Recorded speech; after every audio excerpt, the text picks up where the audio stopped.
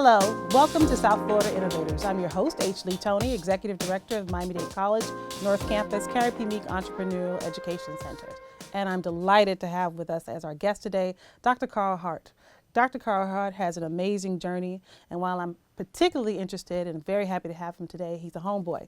He's from Miami, and his story from Liberty City to one of the Ivy League institutions in our country, Columbia University, is one we're going to want to hear about.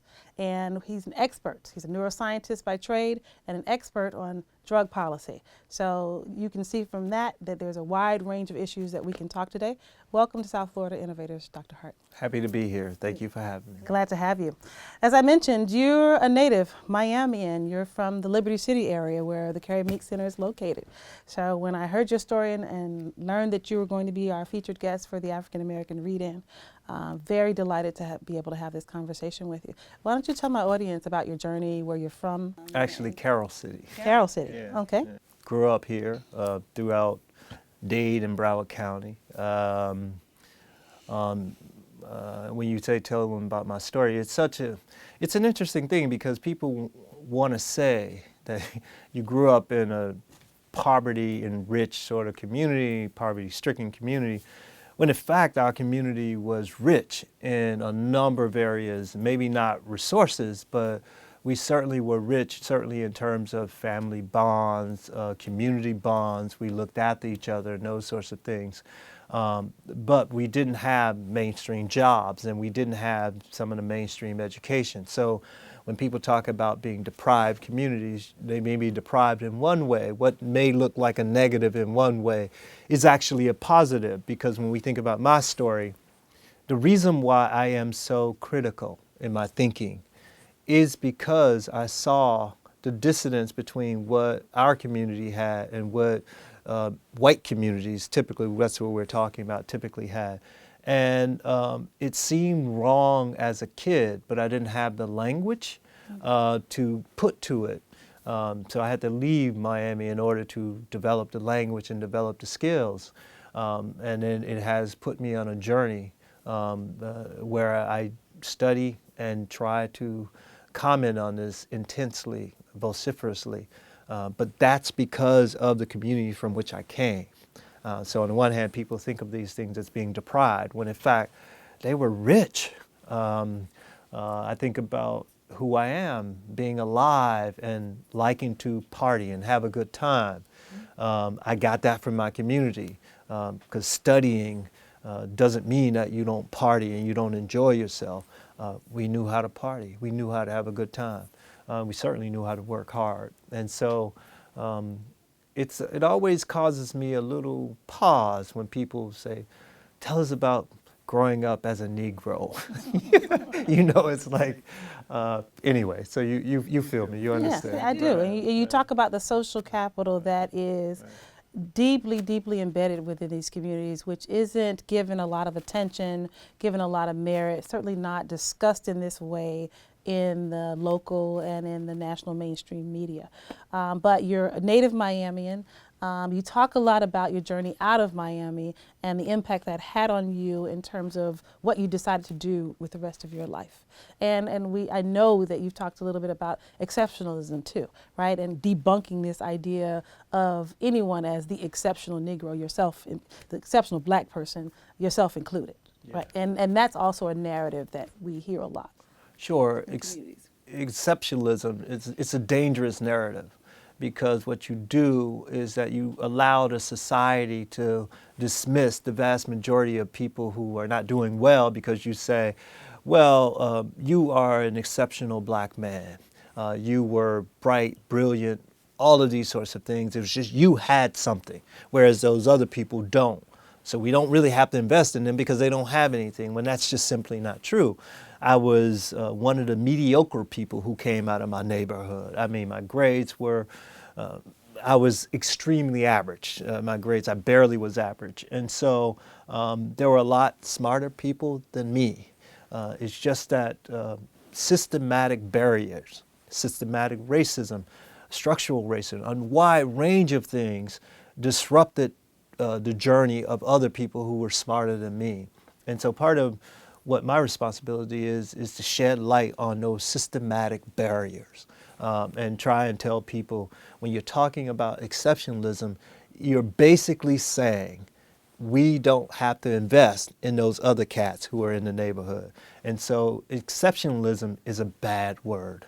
And I know you are particularly keen on talking to the people directly and using what you've learned, the knowledge, the research that you've gained to empower people to change their communities. How have you seen, what would you encourage the neighborhood activists to do, the PTA president to do, to really tackle these issues that have really taken hold in communities and kind of kept them at a stagnant level with the information that you're providing? Yeah, I don't know if I would have my message would be selective to the PTA person or someone else. It's for the community, the broader community in general, for Americans in general. My message is for everyone. And that message is to critically evaluate the information that you're being fed. Your news, as we talked a little bit about the local news here in Miami, South Florida, it's some of the worst local news in the country. And everybody participates in this shit. You know, when they know that when you're showing every evening on your news some black person screwing up and you're showing them as violent and that sort of thing, what you're doing is that you're conditioning the larger community to fear those people. And it's done systematically, and everybody knows it, and nobody stops it. And so when we think about the message that we will tell people, the message is you all should stop that. That's wrong. It's not representative. When you think about crime, it's nowhere near representative of what actually happens with crime. I mean, how many times on the Miami news have we seen them showing white men in suits in handcuffs, particularly those on Wall Street and those sorts of things? That's where the major crime happens in this country. But that's never on the local news.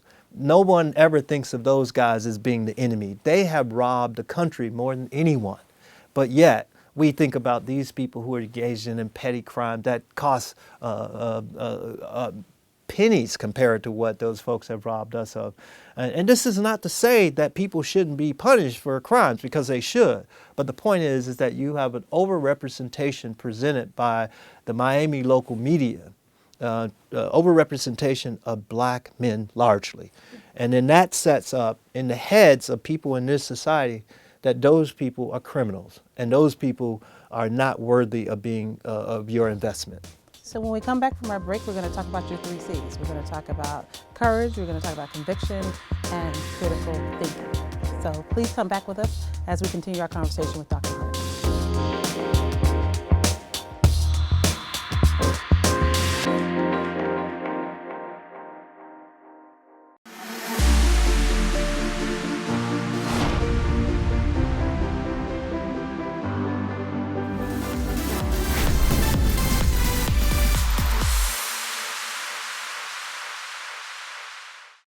Be creative. Be the solution. Be innovative. Be successful. Be you. Be MDC. Be Miami-Dade College.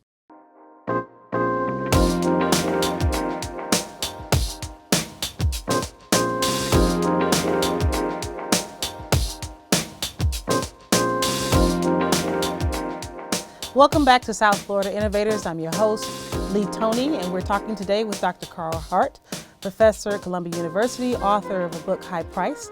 And I just happened to have heard a conversation or a talk you gave to a group of students, and you called it the 3 C's: courage, conviction, critical thinking. Can you talk to us about that and what role those 3 characteristics play in advancing the work that you've dedicated so much of your life to? Yeah, I had to come up with this sort of short, catchy way to help inspire and motivate students. You know, that's one of the things that's been asked of me recently. And the 3 C's, they're easy. Conviction, you want people to believe in something. You have to believe in something. You have to have some sort of passion about something. If you don't have any passion about anything, why are you here? And so one of the things that I try to get the students to understand is that there are so much injustice in their world. And you should have some conviction about doing the right thing. So conviction is one. Now, you might be able to see this injustice, you might be able to identify it, but you may not have the skills to understand why it exists. What are the underlying mechanisms? Why does it continue, and how do you change it?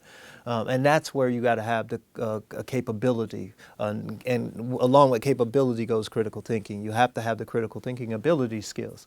And then finally, once you have the conviction and the capability, you now must have the courage to tell the people and say what the truth is as you see it, no matter who is in the audience and no matter who is offended. Because the ultimate goal is to bring more justice to more of our people, and to have a more egalitarian society, a more equitable society. And so since that's the goal, there will be some people who are offended, because there are some people who have this sort of monopoly on resources in our society, and they might be offended. But that's okay, because if your goal is to working for the larger good, that's more important. So you're a researcher, and you dedicate a lot of your work to researching drugs and their impact on people who use drugs. And you illuminate a lot of, or you bust a lot of myths, as I like to say, about drug users. And they're perceived as a scourge on our society, and the reason why certain neighborhoods are not as wealthy or as prosperous as others.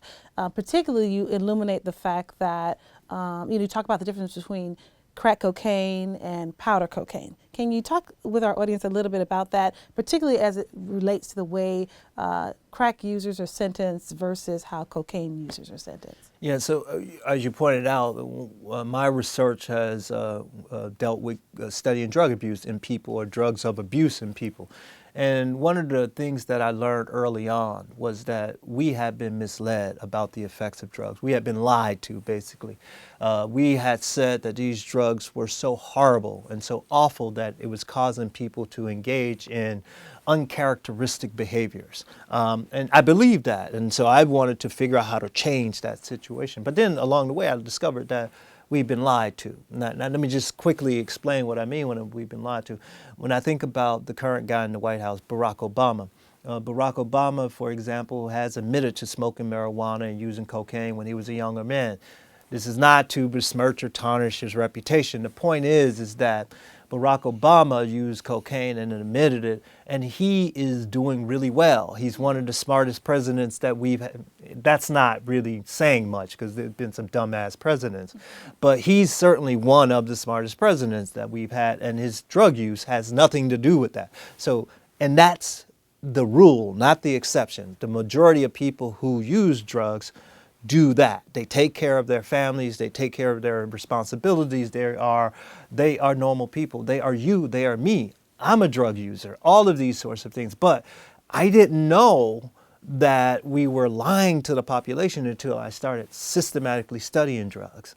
And now, when you tell the population that the drugs are the problem, that's why certain communities are poor. That's why certain communities have these large numbers of people going to jail, because the drugs have enslaved them. When you tell the community that, now you as a politician, you as a policymaker, you don't have to invest in that community. All you have to do is now invest in law enforcement. And typically law enforcement comes from white communities, particularly some of the lower or uneducated white communities. They now are the law enforcement officers.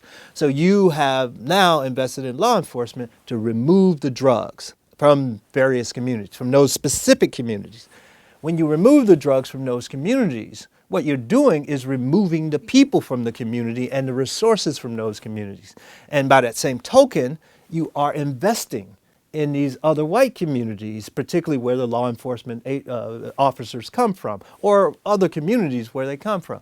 So you can see how it's an enticing, and it's one of these, you can see the incentives are warped, particularly when you know that there are tons, large amounts of drugs in wealthy communities. I have traveled all around the world, and I have been offered drugs by some of the wealthiest people in the world, and some of the people who are movers and shakers all around the world. We all know this.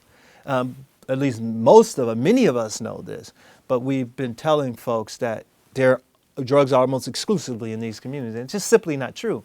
Now, that's not to say that drugs can't exacerbate an already bad situation, because if you don't know what you're doing and you use too large of doses, you don't know what you're doing, you can have some bad effects. That's true, no matter who you are.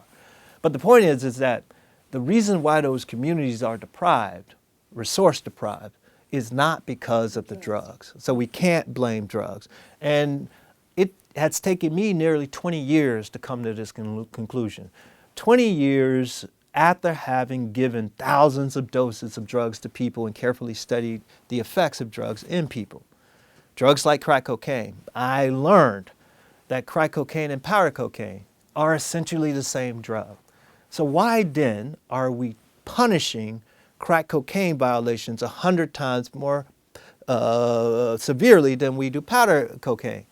Although that law changed in 2010, so now we're punishing crack cocaine 18 times more harshly, which is still not right. So why are we doing that? Well, we're doing that because 80% of the people convicted under these laws are black. And that's why I want to leave it right there while we take a break and talk about how your work can help in changing the narrative. I know you also talk about the media, and you talked a little bit about earlier today about how marginalized communities are portrayed in the media, but there have to be some actions that the individual sitting at home watching this broadcast can take. How do you hope your work will catalyze change in local communities and all the way across the country? So when we come back from our final break, we'll talk more about that. Stay with us.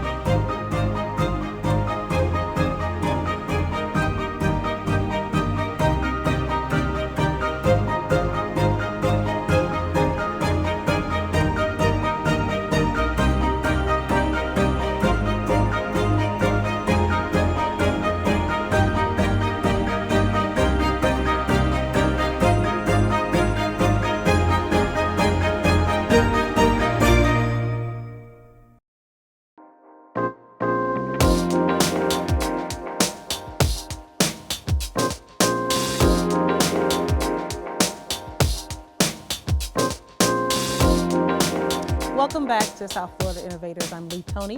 My guest is Dr. Carl Hart, and we've had a very invigorating conversation about drug policies and the impact on communities that have been ravaged by the impact of drug policies.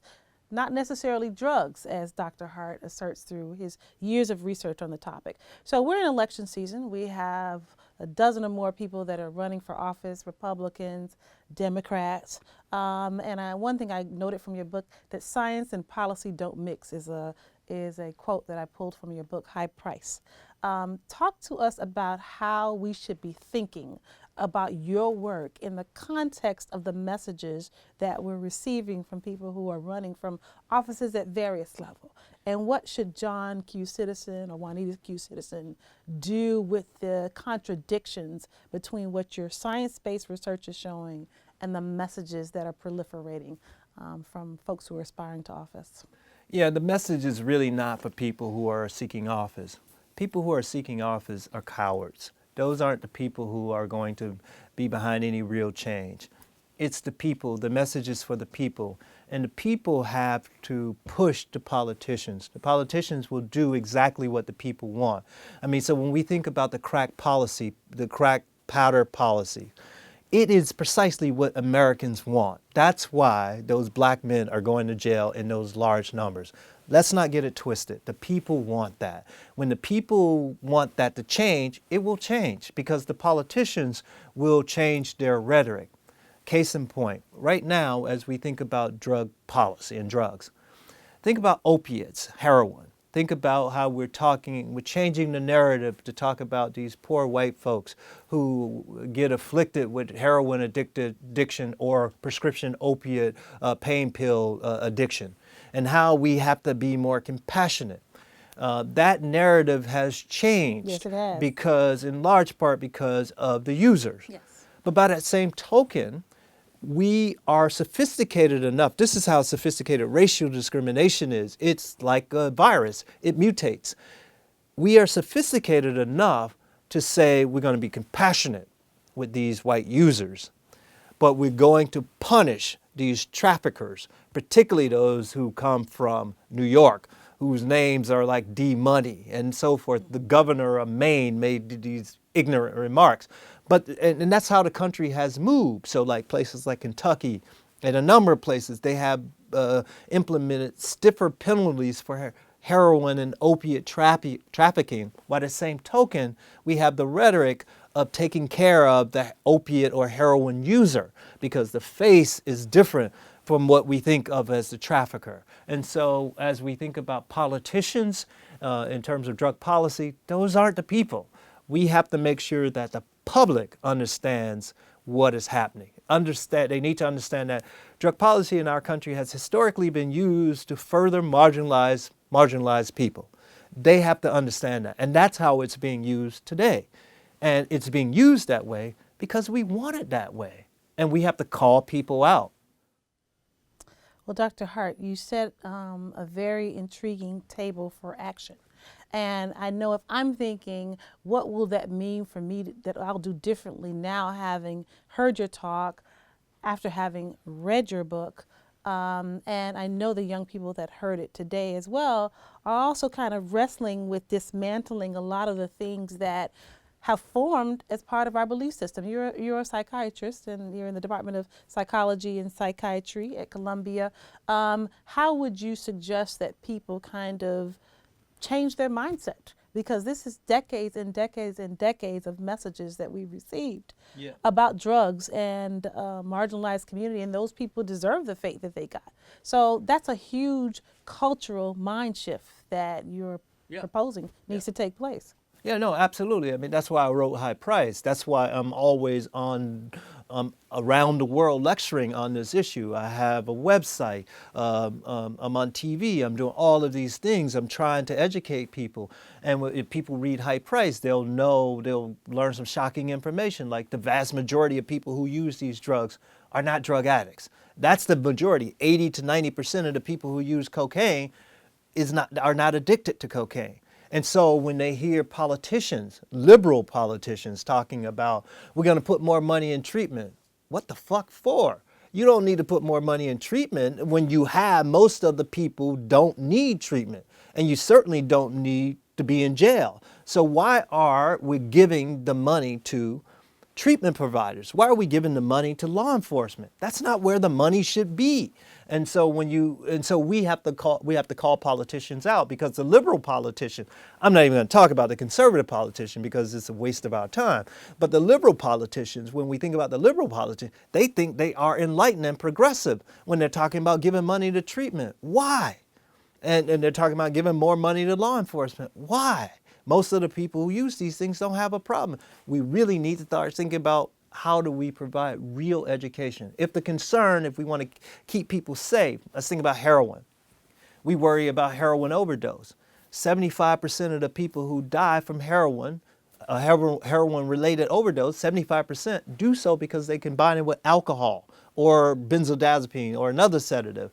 So it's really difficult to die from a heroin overdose. So what you're suggesting, because we only have a couple minutes left, is, I know you also in your book and in your talks, you talk about giving people alternatives. So in our final few minutes, you talk about your research where you gave a crack addict the option of getting crack or giving $5.